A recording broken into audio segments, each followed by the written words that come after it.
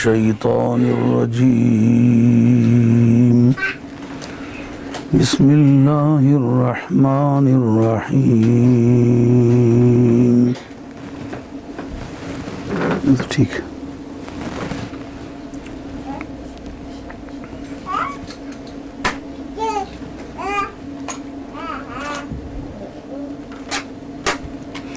وَإِنَّ مِن شِيعَتِهِ لَإِبْرَاهِيمَ إِذْ جَاءَ رَبَّهُ بِقَلْبٍ سَلِيمٍ إِذْ قَالَ لِأَبِيهِ وَقَوْمِهِ مَاذَا تَعْبُدُونَ أَئِفْكًا آلِهَةً دُونَ اللَّهِ تُرِيدُونَ فَمَا ظَنُّكُمْ بِرَبِّ الْعَالَمِينَ فَنَظَرَ نَظْرَةً فِي النُّجُومِ فَقَالَ إِنِّي سَقِيمٌ فَتَوَلَّوْا عَنْهُ مُدْبِرِينَ فَرَاغَ إِلَىٰ آلِهَتِهِمْ فَقَالَ أَلَا تَأْكُلُونَ مَا لَكُمْ لَا تَنطِقُونَ فَرَاغَ عَلَيْهِمْ ضَرْبًا بِالْيَمِينِ فَأَقْبَلُوا إِلَيْهِ يَزِفُّونَ قَالَ أَتَعْبُدُونَ مَا تَنْحِتُونَ وَاللَّهُ خَلَقَكُمْ وَمَا تَعْمَلُونَ قَالُوا ابْنُوا لَهُ بُنْيَانًا فَأَلْقُوهُ فِي الْجَحِيمِ فَأَرَادُوا بِهِ كَيْدًا فَجَعَلْنَاهُمُ الْأَسْفَلِينَ وَقَالَ إِنِّي ذَاهِبٌ إِلَى رَبِّي سَيَهْدِينِ رَبِّ هَبْ لِي مِنَ الصَّالِحِينَ فَبَشَّرْنَاهُ بِغُلَامٍ حَلِيمٍ فَلَمَّا بَلَغَ مَعَهُ السَّعْيَ قَالَ يَا بُنَيَّ إِنِّي أَرَى فِي الْمَنَامِ أَنِّي أَذْبَحُكَ فَانظُرْ مَاذَا تَرَى قال يا أبت افعل ما تؤمر ستجدني إن شاء الله من الصابرين فلما أسلما وتله للجبين وناديناه أن يا إبراهيم قد صدقت الرؤيا إنا كذلك نجزي المحسنين إن هذا لهو البلاء المبين وفديناه بذبح عظيم وتركنا عليه في الآخرين سلام على إبراهيم كذلك نجزي المحسنين إنه من عبادنا المؤمنين وبشرناه بإسحاق نبيا من الصالحين وباركنا عليه وعلى إسحاق ومن ذريتهما محسن وظالم لنفسه مبين صدق الله مولانا العظيم وبلغنا رسوله النبي الكريم ونحن على ذلك من الشاهدين والشاكرين والحمد لله رب العالمين۔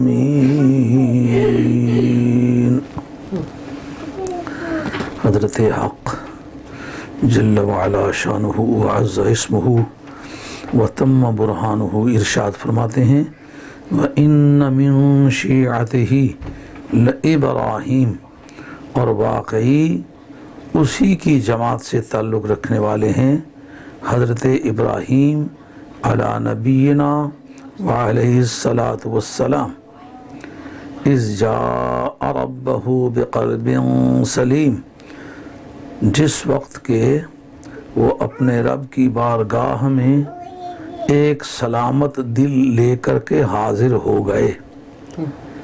اذ قال لأبیہ وقومہ، اے پیارے آپ وہ وقت یاد فرمائیں جس وقت آپ نے اپنے باپ سے اور اپنی قوم سے یہ بات کہی کہ ماذا تعبدون، تم کس چیز کی پوجا کر رہے ہو؟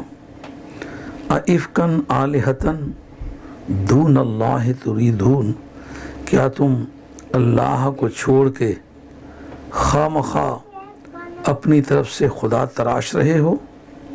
فما ظنکم برب العالمین، تو بتاؤ جو سارے عالمین کا پالنے والا ہے اس کے بارے میں تمہاری کیا رائے ہے؟ فنظر نظرۃ فی النجوم، آپ نے ایک مرتبہ نگاہ اٹھا کے ستاروں کی طرف توجہ فرمائی۔ فقال انی سقیم، آپ نے فرمایا میری طبیعت کچھ اچھی نہیں۔ فتولوا عنہ مدبرین، ان کو چھوڑ کے واپس لوٹ گئے۔ فراغ الی آلہتہم، آپ چپکے سے ان کے خداؤں کی طرف چلے گئے۔ فقال الا تأکلون، آپ نے ان بتوں کو مخاطب کر کے فرمایا کیا تم کھاتے نہیں ہو؟ ما لکم لا تنطقون، تمہیں کیا پڑی ہے جو بات نہیں کرتے ہو؟ کیا وجہ ہے جس کے پیش نظر تم نقش بر دیوار ہو، مکمل طور پر خوش و بات ہی نہیں، مکمل طور پر خاموش و بات ہی نہیں کرتے ہو؟ فراغ علیہم ضربا بالیمین، تو آپ نے اپنے دانے ہاتھ سے چپکے سے ان پر ضربات کو جمایا۔ فاقبلوا الیہ یزفون، تو دوڑتے دوڑتے وہ ان کے پاس آ گئے۔ الاقبال و الی کے معنی ہوتے ہیں کسی کے پاس جانا، کسی کی طرف متوجہ ہونا، تو دوڑتے دوڑتے ان کے پاس چلے گئے۔ قال اتعبدون ما تنحتون، آپ نے فرمایا، یہ حضرت ابراہیم علی نبینا وعلیہ الصلاۃ والسلام نے ارشاد فرمایا کہ تم کیا ان چیزوں کی پوجا کرتے ہو جن کو اپنے ہاتھوں سے تراشتے ہو؟ نحت کے معنی ہوتے ہیں سنگ تراشی، یعنی جن پتھروں کو اپنے ہاتھوں سے تراشتے ہو انہی کی پوجا کرتے ہو۔ اللہ خلقکم وما تعملون، اللہ نے تمہیں بھی پیدا کیا ہے اور ان حقائق کو بھی پیدا فرمایا ہے جو تم کرتے ہو، یعنی اللہ تمہارا بھی خالق ہے، تمہارے اعمال کا بھی خالق ہے۔ قالوا بنوا لہ بنیانا، انہوں نے کہا اس کے لیے ایک عمارت تیار کرو۔ فالقوہ فی الجحیم، اور اس کو آگ کے تپتے الو میں پھینک دو۔ فارادوا بہ کیدا، انہوں نے ان کے بارے میں یعنی کفار عراق نے حضرت ابراہیم علیہ السلام کے بارے میں ایک تدبیر کا ارادہ کیا، ایک تدبیر کو ترتیب دیا۔ فجعلناہم الاسفلین، لیکن ہم نے ان کو بری طرح سے ناکام فرما دیا۔ وقال انی ذاہب الی ربی سیہدین، تو آپ نے فرمایا میں اپنے پالن ہار کی طرف جا رہا ہوں، وہ میری رہنمائی فرمائے گا۔ رب ہب لی من الصالحین، اے مولا کریم اپنی بارگاہ سے ایک ایسی اولاد عطا فرما جو نیک لوگوں میں شمار ہوتی ہو، نیک لوگوں میں سے ہو۔ فبشرناہ بغلام حلیم، ہم نے ایک بڑے حوصلے والا، بڑا بردبار، پہاڑوں سے ٹکر لے کے ثابت قدم رہنے والے بیٹے کی خوشخبری سنائی۔ فلما بلغ معه السعی، جس وقت کہ وہ ان کے ساتھ چلنے پھرنے دوڑنے دھوپنے کے قابل ہوئے، تو قال یا بنی انی ارا فی المنام، انہوں نے کہا اے میرے چھوٹے سے بیٹے، انی ارا فی المنام، میں عالم خواب میں کیا دیکھتا ہوں کہ انی اذبحک فانظر ماذا تری، کہ میں تمہیں ذبح کر رہا ہوں، اب بتاؤ تمہاری کیا رائے ہے۔ قال یا ابت افعل، انہوں نے عرض کیا اے ابا جی آپ وہ کچھ کیجئے تو عمر جس کا آپ کو حکم دیا جا رہا ہے، ستجدنی ان شاء اللہ من الصابرین، اور بہت جلد ایسا ہوگا کہ آپ مجھے صابروں میں سے پائیں گے۔ فلما اسلما وتلہ للجبین، جس وقت ان دونوں نے اللہ کی بارگاہ میں سر تسلیم خم کر لیا، تو انہوں نے انہیں یعنی حضرت ابراہیم علیہ السلام نے حضرت اسماعیل علیہ السلام کو پیشانی کے بل لٹایا۔ وَنَادَيْنَاهُ أَن يَا إِبْرَاهِيمُ، اور ہم نے ابراہیم علیہ السلام کو پکارا کہ او ابراہیم، قد صدقت الرؤیا، آپ نے اپنے خواب کو سچا کر دکھلایا، انا کذالک نجزی المحسنین، بلا شبہ ہم احسان کرنے والوں کو اسی طرح جزا دیتے ہیں یا دیتے رہیں گے، دیتے بھی ہیں اور دیتے بھی رہیں گے۔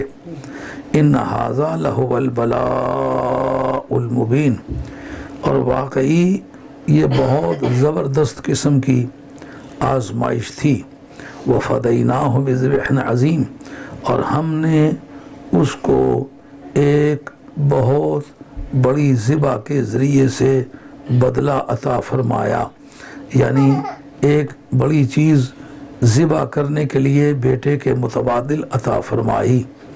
وَتَرَكْنَا عَلَيْهِ فِي الْآخِرِينَ، اور ہم نے اس کے بارے میں پچھلے لوگوں میں ایک خوبصورت ذکر چھوڑا، سلام علی ابراہیم، ہماری طرف سے اب ابراہیم کو سلام ہو، کذالک نجزی المحسنین، اور اسی طریقے سے ہم احسان کرنے والوں کو یعنی اچھائی کرنے والوں کو بدلہ دیتے ہیں اور دیتے رہیں گے۔ انہ من عبادنا المؤمنین، بلا شبہ حضرت ابراہیم علی نبینا وعلیہ الصلاۃ والسلام ہمارے کامل اطمینان رکھنے والے بندوں میں سے تھے۔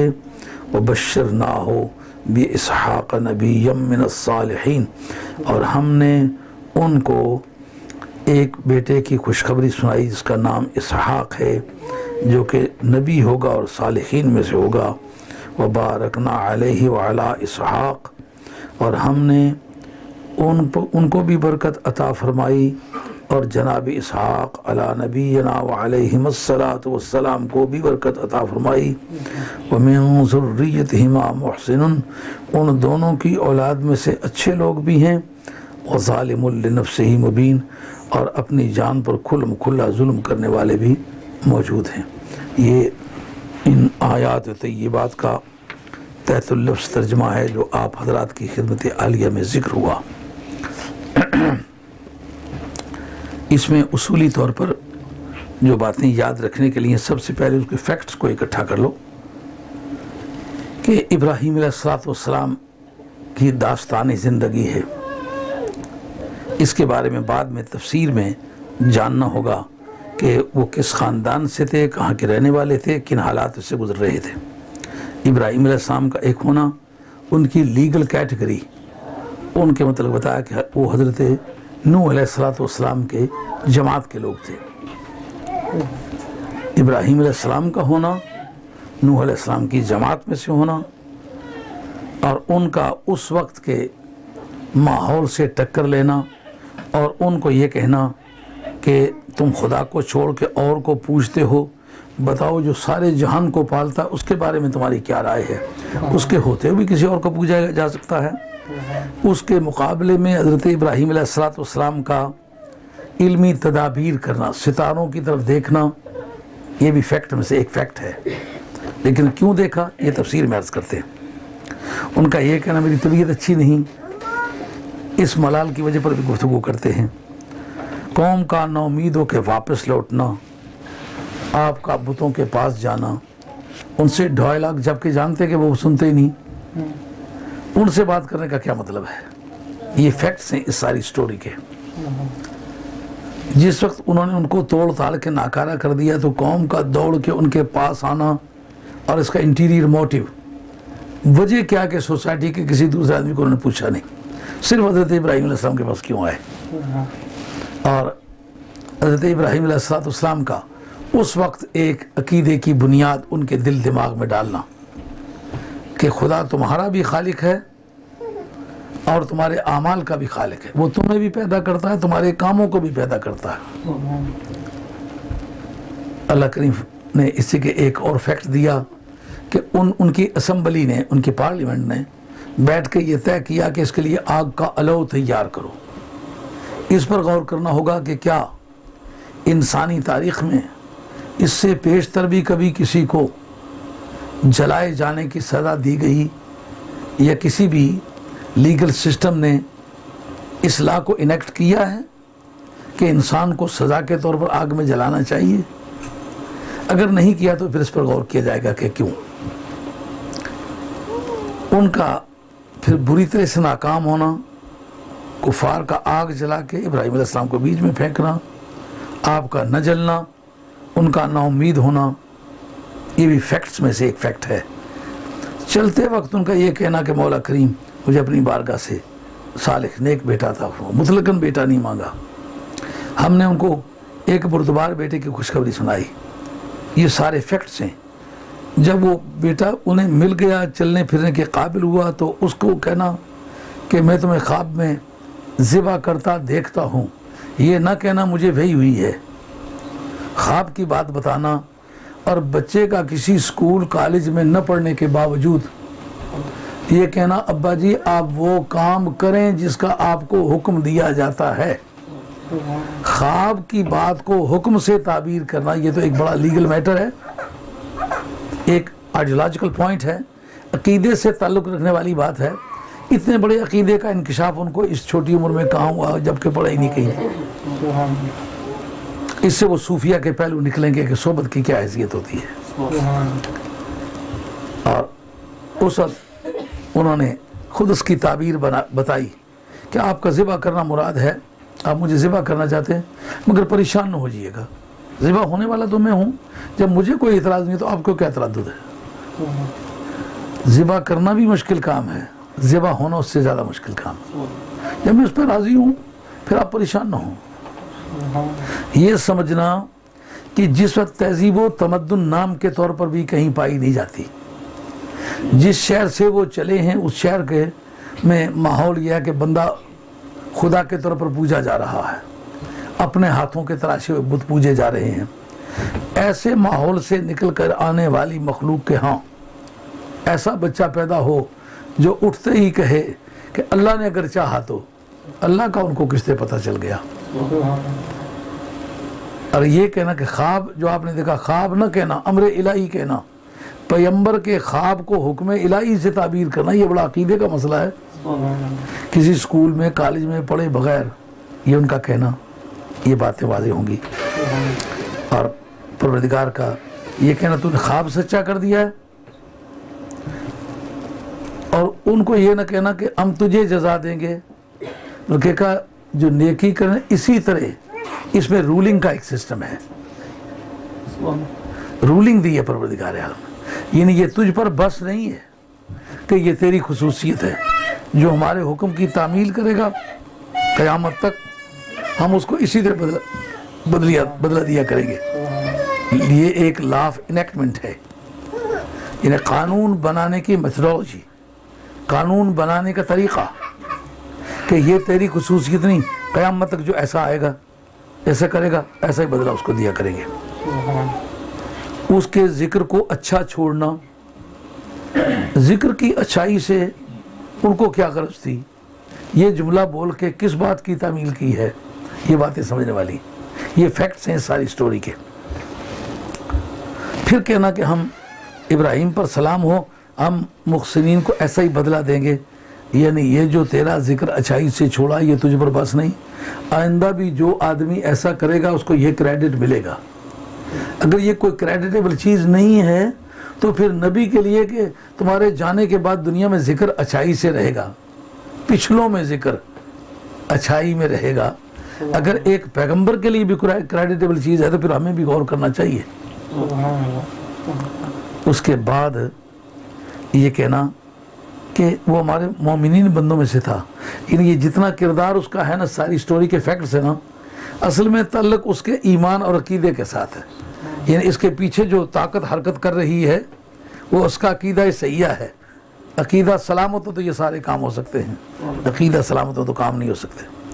اس کے بعد کہنا ہم نے ان کو پھر اس کے بعد اسحاق بیٹے کی خوشخبری سنائی، یہ بھی ایک خاص فیکٹ ہے جو ایک بدعقیدگی کے راستے میں ایک ایسا جیسا ڈیم بن جاتا ہے، اس طرح کی بات ہے، بعد میں تفصیل میں عرض کرتا ہوں۔ پھر آگے ان کی اولاد میں اچھے لوگ بھی ہیں برے لوگ بھی ہیں، یہ ساری سٹوری کے فیکٹ ہیں۔ تو جس وقت کوئی آیت پڑھی جائے، کوئی صورت پڑھی جائے، پہلے اس کو فیکٹس اس کے جمع کر لو کہ کل حقائق کتنے ہیں۔ پھر حقائق کے درمیان جس طرح کسی سٹوری کے آؤٹ لائنز ہوتے ہیں نا، اس طرح قرآن مجید ان مسائل کو جن کا لیگل اسپیکٹ سے کوئی تعلق نہیں ہوتا، قانون یا عقیدے یا اخلاق یا عمل سے کوئی تعلق نہیں ہوتا، ان کو پھٹک کے الگ کر دیتا ہے، صرف وہ پوائنٹ اکٹھے کر لیتا ہے جن سے کوئی قانونی یا اخلاقی یا عملی نتیجہ نکل سکتا ہے۔ یہ انداز بیان ہے قرآن کا، اور یہ خاص قرآن مجید کا اپنا مزاج ہے۔ آج اگر آپ کسی پولیس کی فائل کو لے کے کسی لائر کے سامنے رکھے نا، تو ممکن ہے وہ فائل 2000 صفحے کی ہو، جب قانون دان کے پاس جائے ممکن ہے وہ 3 لائنیں اس کی سمری بنائے، اس میں باقی ساری کہانیاں ہیں۔ اصل میں قانون کے ساتھ جن کا تعلق ہے وہ یہ 3 لائنیں۔ اس طرح قرآن مجید نے وہ سابقہ واقعات جو تاریخ میں گزرے ہیں نا، ان میں بھرتی کی معلومات ان کو نکال دیا، کئی بہن اس نے ایسا کہا تھا پھر ایسا کیا تھا، اس کے فلاں سے جھگڑا ہوا، اس طرح بات ہوئی، ایک دوسرے کو مارا، جن سے کچھ نتیجہ نہیں نکلتا اس کو ہم ذکر نہیں کرتے۔ ابراہیم علیہ السلام کے بارے میں یہ ساری سٹوری جو ہے، اگر اس کو پوری تفصیل سے لکھا جائے تو 2-4 کتابیں بن جائیں، لیکن اللہ کریم نے اتنے بڑے اہم رسول اور نبی کا ذکر کیا جو حضور کے بعد کل کائنات میں سب سے افضل ہے۔ پہلا درجہ سرکار کا ہے، دوسرا درجہ حضرت ابراہیم علیہ السلام کا ہے، تیسرا درجہ موسیٰ علیہ السلام کا ہے، اس کے بعد اختلاف ہے کون افضل ہے۔ تو جو کل کائنات میں دوسرے درجے پر سب سے افضل ہے، اس کے واقعات کو چند لائنوں میں بیان کر دینا یہ قرآن مجید کا اپنا طرز بیان ہے، اور کوئی جو اہم پوائنٹ ہے وہ نظر انداز نہیں کیا۔ یہ فیکٹ تو آپ نے سن لیے، اب ان فیکٹ کو جوڑنے کا کام جو ہے وہ کرتا ہوں، تاکہ آپ کو یہ پتہ چلے کہ جو مفسر کا کردار ہوتا ہے وہ کیا ہوتا ہے۔ جیسا پارلیمنٹ قانون بنا دیتی ہے، لیکن عدالتیں اس قانون کی انٹرپریٹیشن کرتی ہیں کہ اس قانون کا سکوپ کیا ہے، یہ جو سیکشن بنی ہے کہاں کہاں لگ سکتی ہے۔ قرآن مجید نے وہ واقعات وہاں کے حساب سے بیان کیے۔ آج ان کا فائدہ کیا ہے؟ آج دیکھیں گے کس کس جگہ وہ لگ سکتے ہیں، کس کس جگہ چسپاں ہو سکتے ہیں، کس کس جگہ اپلائی ہو سکتے ہیں۔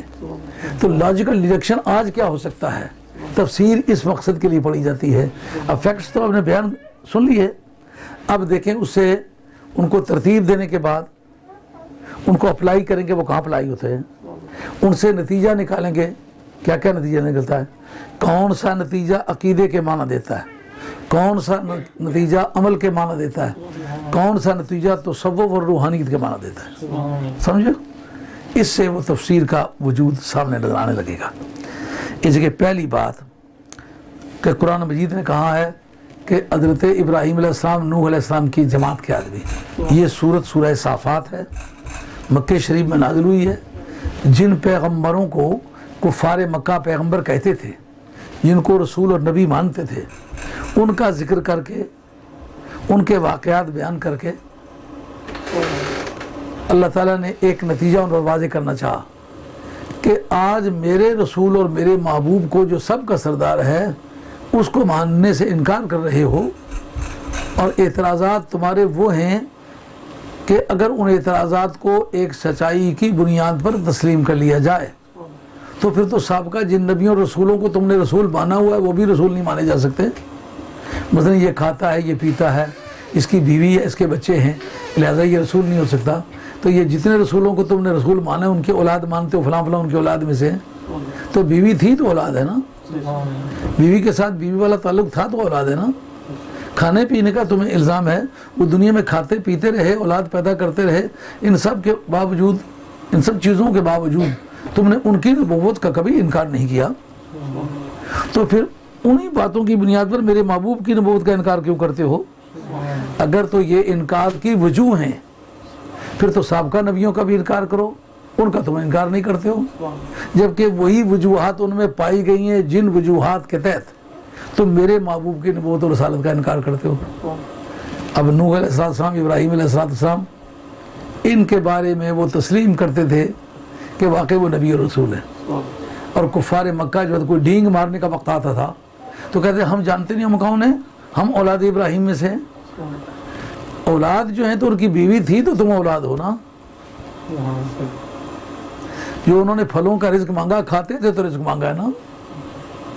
تو اگر ان وجوہ کے پیش نظر تم سرکار کی نبوت کا انکار کر رہے ہو تو پھر ان کا اقرار کرنے کا کیا چانس ہے؟ اب اصول گفتگو یہ ہے کہ جس بات کو آپ نے سچائی کے طور پر تسلیم کیا ہوا ہے، میں خواہ انہیں مانوں یا نہ مانوں، مگر آپ کے خلاف ان گراؤنڈز کو، ان آرگیومنٹس کو، ان ریزننگز کو، ان اتھارٹیز کو کوٹ کر سکتا ہوں جن کی اتھینٹیسٹی، جن کی سچائی اور جن کے مسترد ہونے کو آپ مان چکے ہوئے ہیں۔ ان باتوں کو انہوں نے مسترد مان لیا ہوا ہے، لہٰذا آپ نے یہاں سے بات چھیڑی۔ کہ نوح علیہ السلام کو تو نبی مانتے ہو، رسول مانتے ہو؟ جی مانتے ہیں۔ ابراہیم علیہ السلام کو تو اپنا دادا بھی کہتے ہو، نبی اور رسول مانتے ہو؟ جی وہ تو ٹھیک تھے۔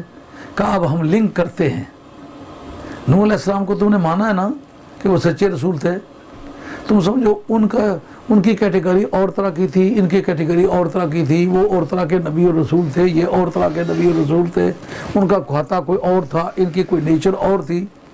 رب کہتا ہے ان من شیعتہ لابراہیم، ابراہیم علیہ السلام ان کی جماعت کے آدمی تھے۔ ابھی جماعت کے کیسے ٹھہرے؟ اب لنک کرنا ہے دراصل سرکار کو ان کے ساتھ، لیکن بتایا کہ شجرہ بھی کوئی چیز ہے، پیچھے نہ جڑتا ہو تو آگے چلنے کا چانس نہیں ہوتا۔ صوفیہ کے ہاں جو نماز مغرب کے بعد اپنے مشائخ طریقت کا شجرہ بطور وظیفے کے پڑھتے ہیں، اس کی سند یہ ہے۔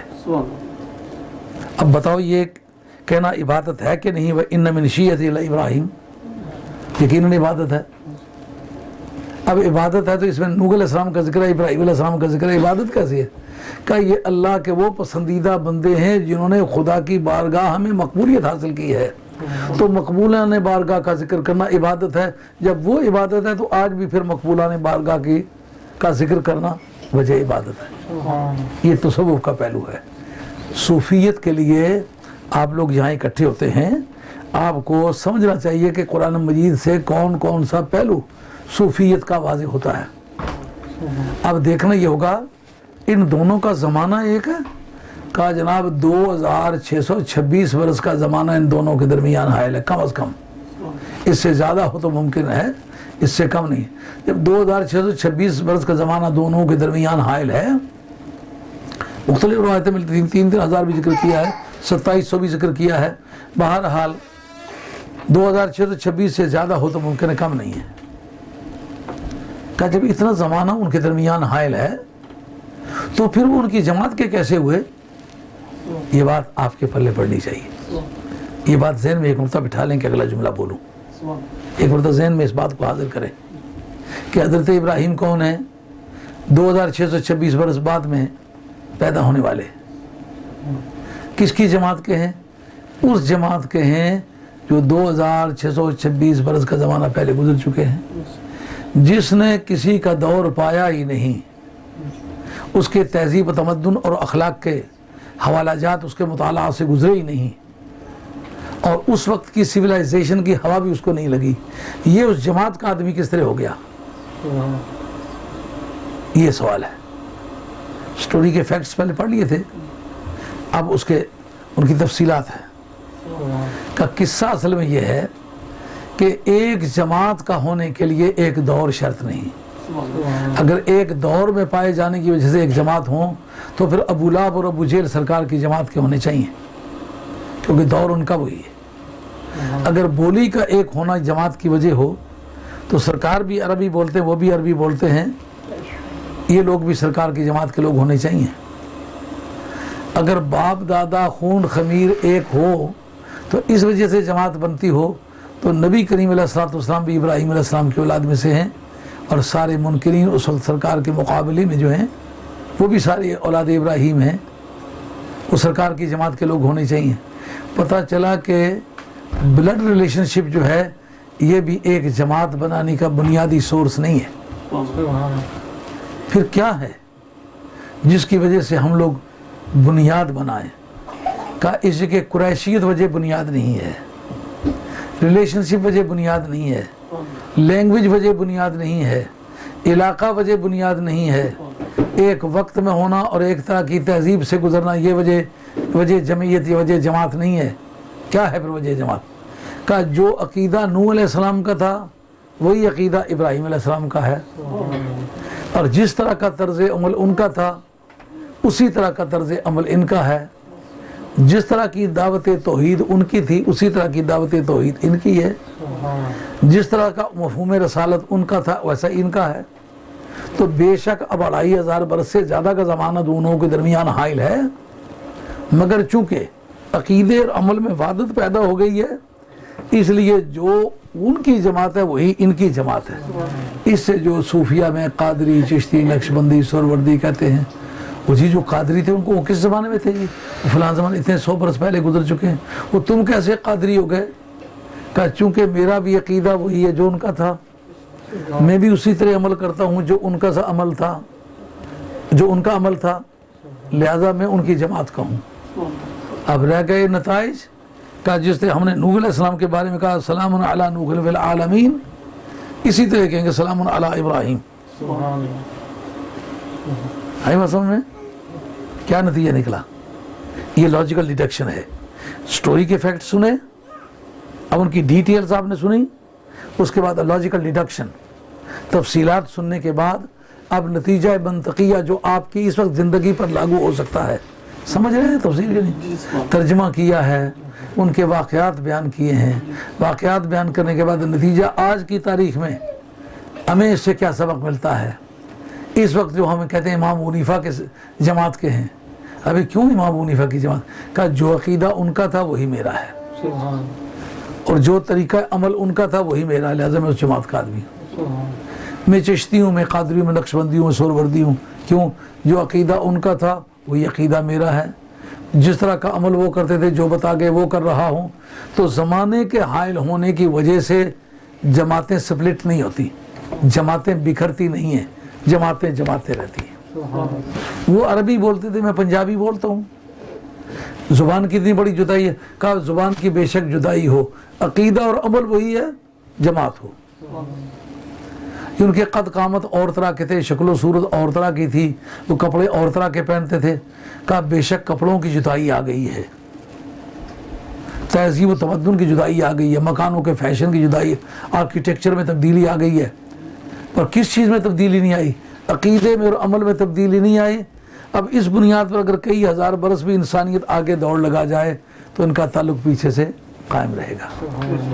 ابراہیم علیہ السلام کو جوڑنے کی کیا ضرورت تھی؟ کہ دراصل یہ فیضان کا سلسلہ اسی طرح ہے, یہ فیضان پیچھے سے آ رہا ہے.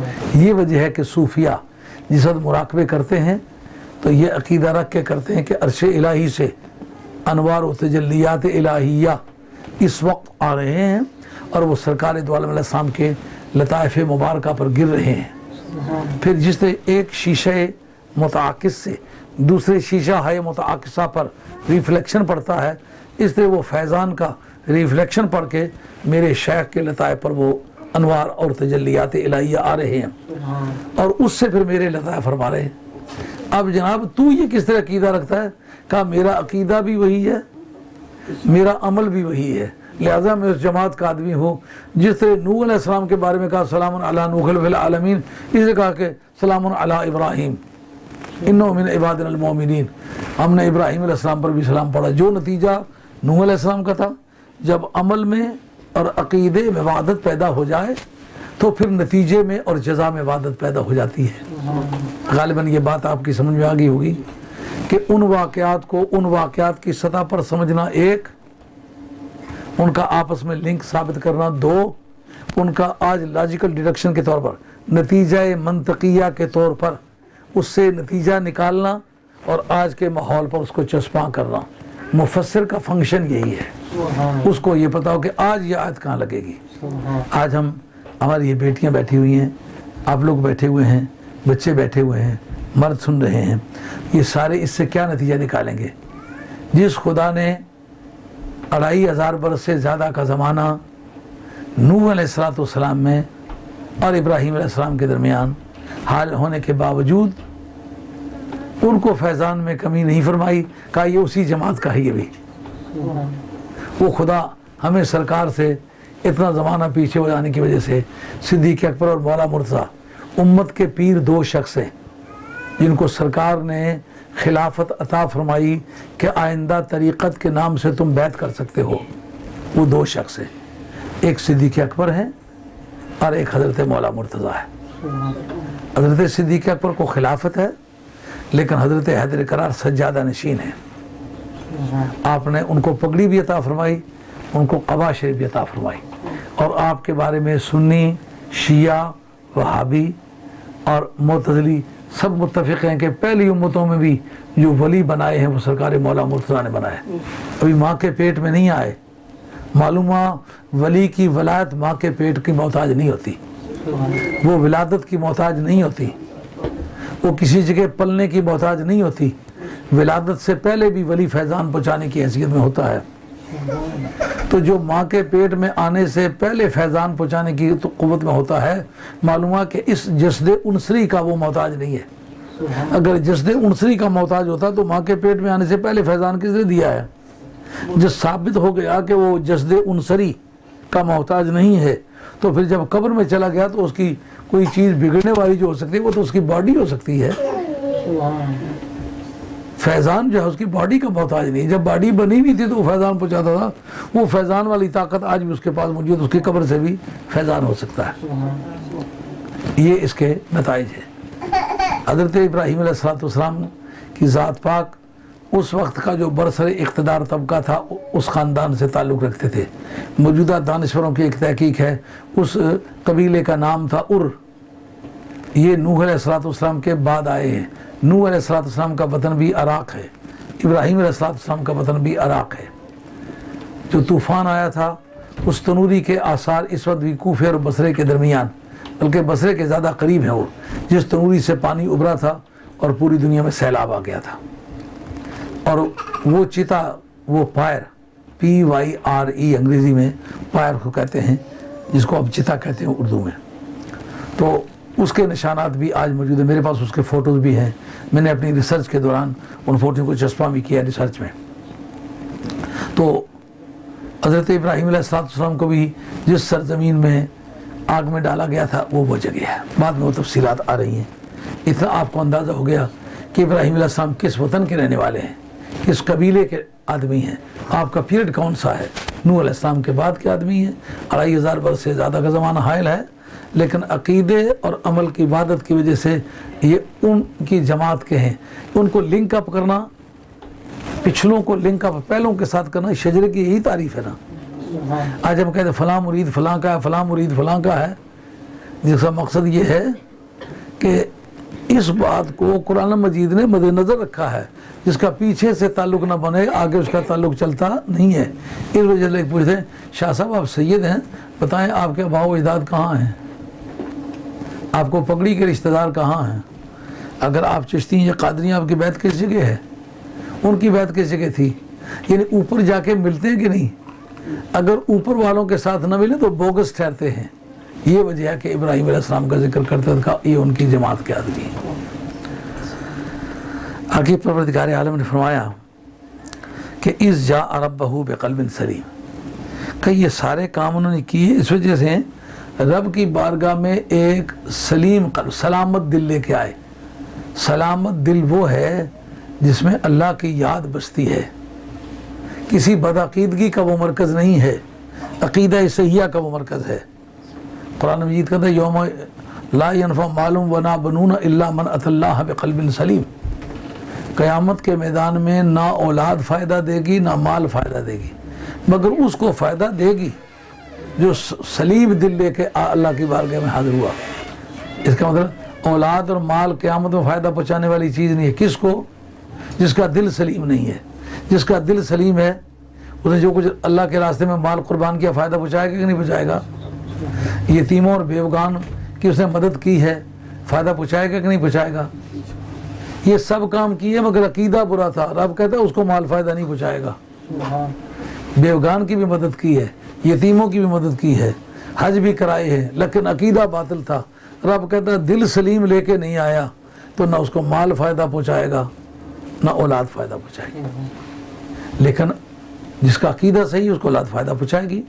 جیسا مشکات شریف کتاب العلم کے اندر حدیث موجود ہے، حضور فرمایا اذا مات رجل انقطع عمله الا من ثلاثۃ الا من صدقۃ جاریۃ او ولد صالح یدعو له او علم ينتفع به او کما قال علیہ الصلوۃ والسلام۔ حضور نے فرمایا جس وقت کوئی آدمی مر جاتا ہے تو اس کا نامہ اعمال بند ہو جاتا ہے، لیکن 3 صورتوں میں اس کا نامہ اعمال کھلا رہتا ہے۔ نامہ اعمال کھلا رہنے سے مراد کیا ہے؟ یعنی اس کے اعمال میں انٹری ہوتی رہتی ہے، نیکیاں درج ہوتی رہتی ہیں۔ کس طرح کا 3 طریقے ہیں۔ مر جانے کے بعد خود مر گیا، عمل کچھ نہیں کرتا، عمل اور کرتے ہیں لیکن اس کو فائدہ پہنچ رہا ہے۔ یہ جو کہتے ہیں ثواب نہیں پہنچتا کیونکہ زید کا عمل ہے، بکر کو فائدہ نہیں دیتا، یہ ان کے منہ پر زناٹے کی چپت ہے۔ سوچو کیوں کہتے ہو؟ کافر کو فائدہ نہیں پہنچاتا، مومن کو تو پہنچاتا ہے۔ کس طرح پہنچاتا ہے؟ کہا کوئی صدقہ جاریہ چھوڑ گیا۔ کس طرح؟ کوئی مسجد بنا گیا، ایسا صدقہ چھوڑ گیا جو ایک دن کام نہیں آتا بلکہ کام آتا رہتا ہے۔ مسجد بنا گیا، اس نے صدقہ کیا تھا، اب مسجد ایک دن نماز پڑھنے سے ختم تو نہیں ہوئی، اس میں ایک کھیپ نماز پڑھ کے چلی گئی۔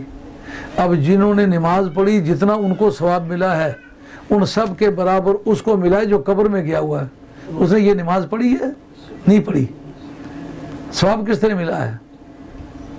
کہ جو انہوں نے پڑھی ہے وہ ثواب ہے، وہ کام انہوں نے کیا ہے، فائدہ اس کو کس طرح پہنچا ہے؟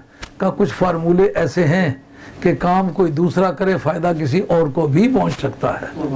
ہاں؟ یا کنواں کھدوایا، کنواں کھدوایا جس میں سے لوگ وضو کرتے ہیں، پانی پیتے ہیں، چڑیاں آ کر کے پانی کنویں کے کنارے پر بیٹھتی ہیں دوپہر کی دھوپ میں، جون جولائی میں جب پانی کہیں نہیں ملتا، کہیں کسی نے پانی کا لوٹا نکالا، تھوڑا سا پانی گر گیا، چڑیا نے چونچ میں وہ لے کے پانی اپنا جگر ٹھنڈا کیا، دعا کرتی ہے مولا کریم جس شخص نے یہ کنواں کھدوایا تھا جس کی وجہ سے یہ ٹھنڈا پانی ملا ہے نا، زندہ ہے تو اسے برکت عطا فرما، مر گیا تو اس کی قبر کو روشن کر۔ تو چڑیوں اور پرندوں کی دعاؤں سے اس کے درجات میں ترقی ہوتی ہے۔ اس وقت وہ تسبیحیں جو بولتی ہیں وہ پرندے وہ اس کے نامہ اعمال میں درج ہوتی ہیں، ان کو ثواب الگ ملتا ہے، اور جس نے وہ کنواں کھدوایا تھا اس کو ثواب الگ ملتا ہے۔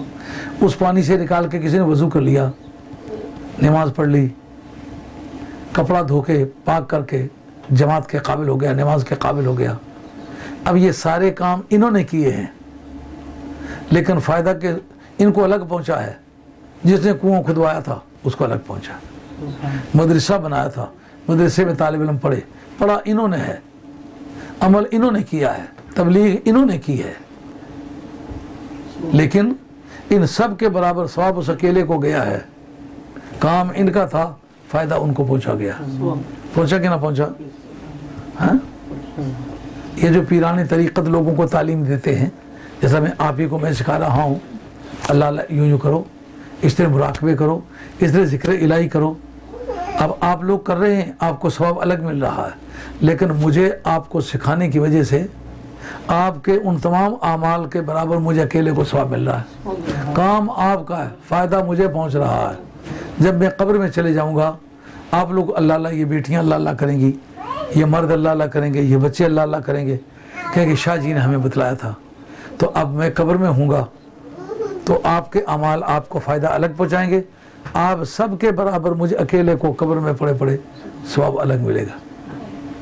یہ وہ طریقت کا پرنسپل نکل رہا ہے کہ جتنے لوگ صوفیہ ہو کر کے سلوک سکھاتے، یہ جو طریقت کا سبق ہے اس کو سلوک کہتے ہیں، اور جو اس پر چلنے والے ان کو سالکین کہتے ہیں۔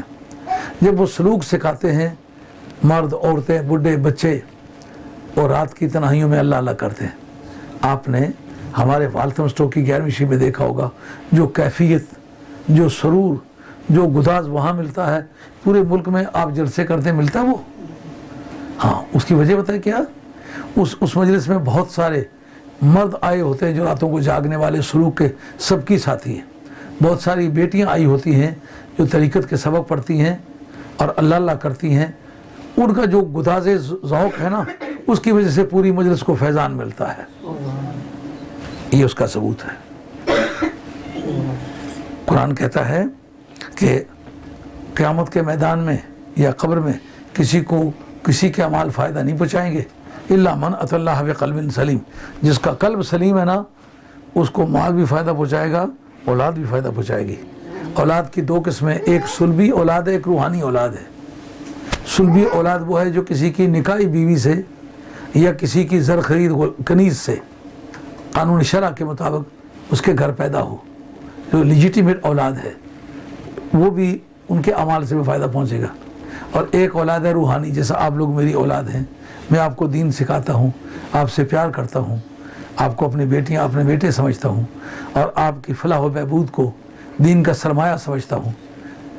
اس کا بھی فائدہ اس وقت پہنچے گا جب عقیدہ صحیح ہو۔ تو یہ حضرت ابراہیم علیہ السلام کے تذکرے میں تصوف کے یہ پہلو نکلے جو آج کے سبق میں اپلائی ہو رہے۔ یہ لاجیکل ڈیڈکشن ہے۔ وہ پہلے سٹوری کے فیکٹ تھے، اب یہ لاجیکل ڈیڈکشن ہے۔ اب اس کے بعد پھر ایک اور چیپٹر شروع ہوا کہ جس کا رب سے تعلق ہوتا ہے اس کی بولی کیسے ہوتی ہے۔ جب رب کے انوار کا ڈیرا اس کے سینے میں لگ جائے تو جس سے ناک کام کرتی ہو نا، خوشبو کی وجہ سے خوشی محسوس ہوتی ہے، راحت ہوتی ہے، بدبو کی وجہ سے گھبراہٹ آتی ہے۔ کوئی کہے نہ کہے، آدمی اپنے ناک پہ ہاتھ رکھنے لگتا ہے، کپڑا رکھنے لگتا ہے، تھوکنے لگتا ہے۔ یہ کوئی ٹیچر اسے نہیں بتاتا، فطرت بتاتی ہے۔ رب کہتا ہے یہ بھی ایک سلوک کا مزاج ہے۔ جب رب سے تعلق بن جائے تو رب کے راستے روکنے والی طاقتوں سے نفرت ہو جاتی ہے، ان کے خلاف زبان کھل جاتی ہے۔ اب مجھے بھی اور آپ کو بھی چیک کرنا چاہیے، جو تصوف سے تعلق رکھنے والے لوگ ہیں وہ اگر یہ کہیں کہ ہم تو شریف لوگ ہیں، ہم جھگڑوں میں نہیں پڑتے، یہ جملہ پھر یہ سلوک کا زبلہ نہیں ہوگا۔ رب سے جب تعلق ہو تو باطل کے خلاف زبان کھلنے لگتی ہے۔ آپ نے کیا کہ اذ قال لأبیہ وقومہ، جس وقت انہوں نے اپنے باپ سے بھی کہا اور پوری قوم سے کہا۔ ابراہیم علیہ السلام کتنے آدمی ہیں جی؟ اکیلے۔ وہ اولاد ہے جی؟ نہیں۔ کوئی ساتھی ہے؟ نہیں۔ کافر ہے تو شمشیر پہ کرتا ہے بھروسہ، مومن ہے تو بے تیغ بھی لڑتا ہے سپاہی۔ اکیلے ہو کے باپ کو بھی کہتے ہیں، پوری قوم کو بھی کہتے ہیں۔ یہ جس کو باپ کہا ہے اصل میں یہ چچا ہے۔ عربی زبان میں چچاؤں کو بھی باپ کہتے ہیں، جیسا یعقوب علیہ السلام کی اولاد کے بارے میں یعقوب علیہ السلام کا ذکر ہے پہلے پارے میں کہ آپ نے کہا کہ ماذا تعبدون من بعدی، میرے بعد کس کی پوجا کرو گے؟ انہوں نے کہا نعبد الہک و الہ آبائک ابراہیم و اسماعیل و اسحاق، اور جو تیرے باپ گزرے ہیں نا ان کی بھی خدا کی پوجا کریں گے۔ تو باپوں کا ذکر کرتے وقت حضرت اسماعیل ان کے چچا لگتے تھے نا، اسحاق باپ تھے اور اسماعیل تایا لگتے تھے، یہ بڑے بھائی تھے۔ ان کی ماں ہاجرہ تھیں، اسحاق علیہ السلام کی والدہ ماجدہ کا نام سارہ تھا، تو یہ دونوں ستیلے بھائی تھے۔ لیکن بیٹوں نے کہا ہم آپ کے خدا کی بھی پوجا کریں گے جو آپ کے باپوں کے کا جو خدا ہے اس کی بھی پوجا کریں. باپوں کی فہرست بیان کرتے وقت چچے کا بھی ذکر کیا. معلوم ہوا عربی زبان میں ابو کا لفظ جو ہے باپ کے لیے بھی استعمال ہوتا ہے اور چچے کے لیے بھی استعمال ہوتا ہے. جیسا کہ کتب سیاہ کی حدیث ہے کہ نبی کریم علیہ السلام نے بدر کے قیدی جب تقسیم کیے، کیونکہ پولیٹیکل اسائلم تو ان کے پاس تھا نہیں کہ کسی جگہ جیل میں ان کو بند کرتے، ان کو تقسیم کیا اپنے گھروں میں. 2 قیدی آپ لے جائیں، 4 آپ لے جائیں، 1 آپ لے جائیں. تو تقسیم کرتے کرتے جب آپ کے چچا کا وقت آیا تو آپ نے فرمایا یہ میرا باپ مجھے دے دو. حالانکہ بالاتفاق سارے جان میں ایک بھی شخص ایسا نہیں جو کہ حضرت عباس حضور کے ابا ہے. آپ کے ابا عبداللہ ہیں، جناب عبداللہ کے صاحبزادے حضور علیہ السلام کی ذات پاک. لیکن آپ فرماتے ہیں کہ یہ میرا باپ مجھے دے دو. معلومات چچے کو بھی عربی زبان میں باپ کہہ دیتے ہیں. جیسا اگر آپ پاکستان کے رہنے والے ہیں، پنجاب کے اندر آپ جاتے آتے ہیں تو یہ بات روزانہ کی زندگی میں دیکھیں گے، باپ کو بے شمار لوگ ہیں جو چچا کہتے ہیں.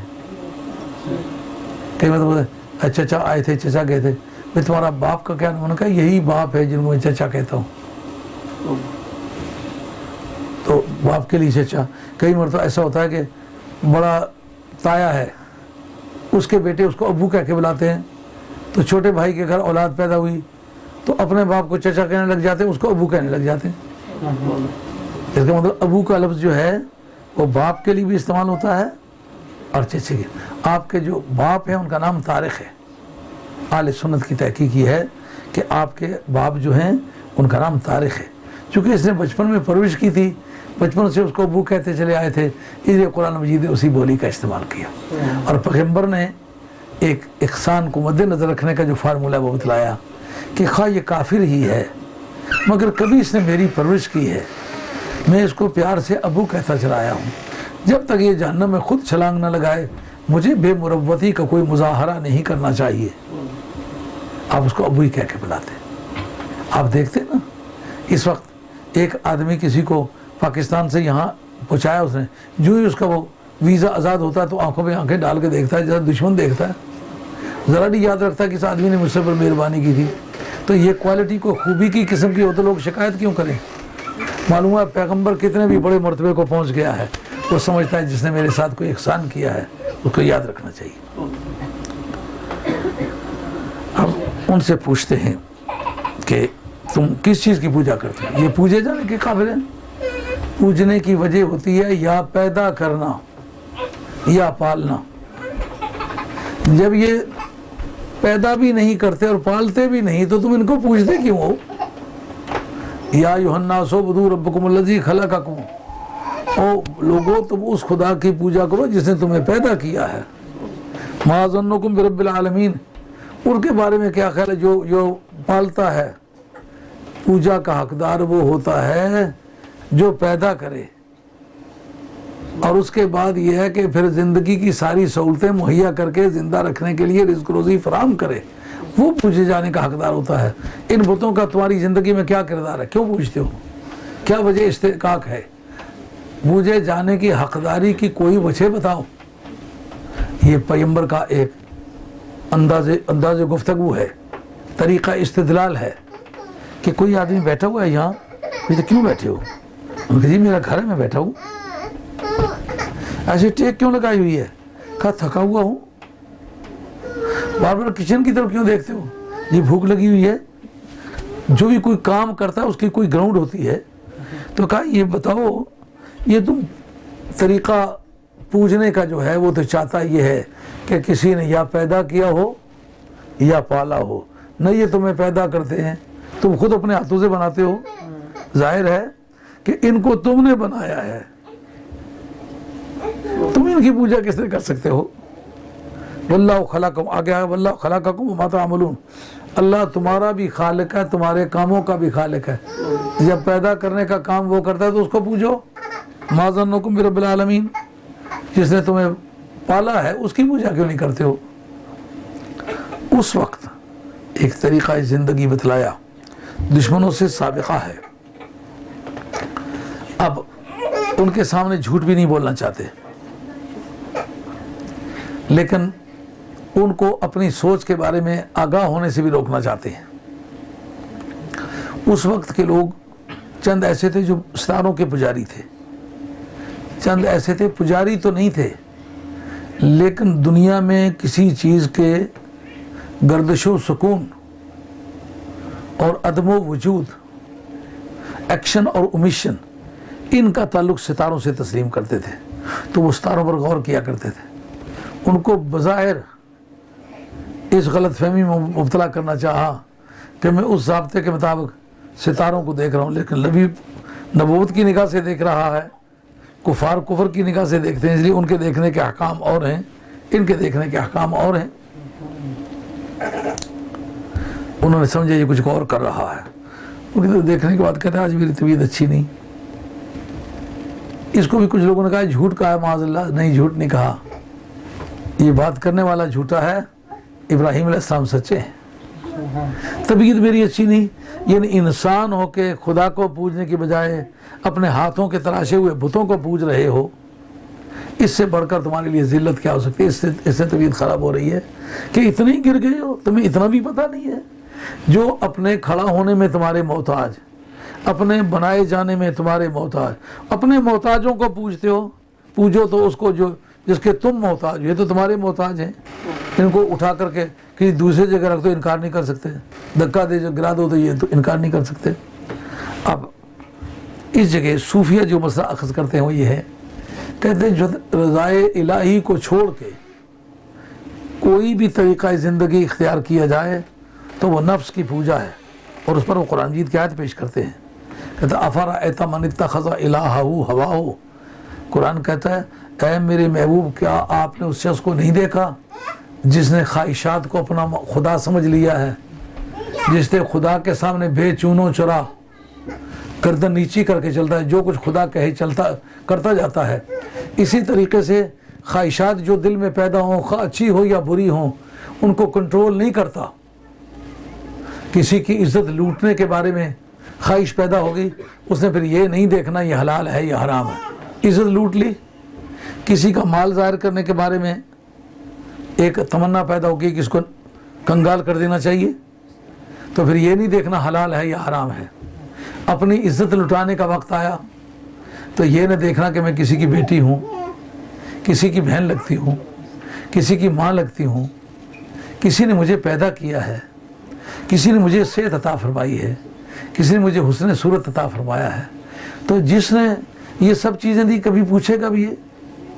جس کاریگر کڑا بنایا قیمت لیسیہ پر کے، یہ سب عارف کڑی رحمۃ اللہ فرماتے ہیں، جس نے یہ صورت دی ہے اس کے پاس پوچھنے کی طاقت نہیں ہے، مگر جو خواہش میں آئی بات اس کو کرتا ہی چلا گیا۔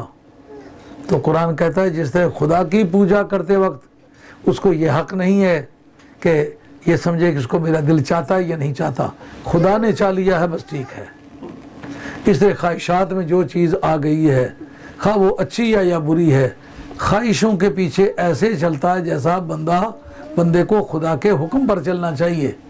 تو قرآن کہتا ہے محبوب اس کو نہیں دیکھا جنہوں نے اپنے خواہشات کو اپنا خدا سمجھ لیا ہے، زبان سے گر کیا توحید کا دعویٰ تو کیا حاصل، علامہ اقبال فرماتے ہیں زبان سے گر کیا توحید کا دعویٰ تو کیا حاصل، بنایا ہے بت پندار کو اپنا خدا تو نے۔ تو صوفیہ سے یہ مسئلہ اخذ کرتے ہیں جو رضائے الہی کو چھوڑ کے اپنے نفس کی پیروی کرتا ہے وہ ایسا ہے کہ اپنے خواہشات کا پجاری ہے، اور یہ قرآن مجید کی آیت پیش کرتے ہیں، اور یہ ترجمہ ان کا صحیح ٹھہرتا ہے اس وجہ سے کہ نفس کے کہے پر، خواہشات کے کہے پر گردن کو جھکا دینا یہ اس کے پوجا کے مترادف ہے۔ اگر یہ پوجا نہ سمجھی جاتی ہوتی تو قرآن کبھی نہیں یہ کہتا کہ محبوب آپ نے وہ لوگ دیکھیں جو خواہشوں کو پوجتے ہیں مسلمان ہونے کی حیثیت سے۔